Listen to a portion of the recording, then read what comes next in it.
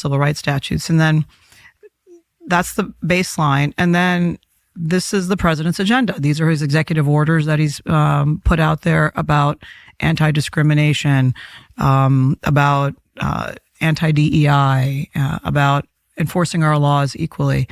And that's the job. You're going to apply these statutes within the framework of anti-discrimination, even-handedly, and without fear or favor. And this catalyzed hundreds of lawyers to quit the Civil Rights Division. So, wait, they quit because you informed them of the law? Yes, and the law and the priorities. Their pet projects had changed.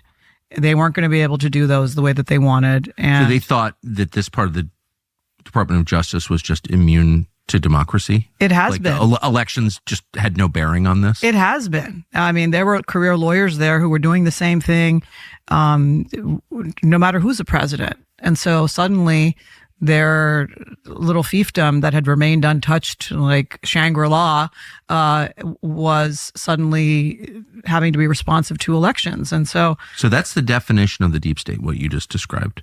It really Elections is. have no effect. It's like there's no way to control these people. They act totally independently from the democratic system.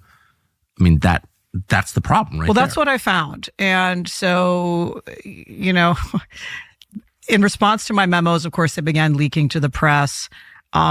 They began having unhappy hours, which they would invite supervisors, political supervisors to make their point that they were unhappy. We got the point. And they had crying sessions, struggle sessions, crying sessions in the DOJ. They cried? Oh, there was open crying in the halls. Crying, yes.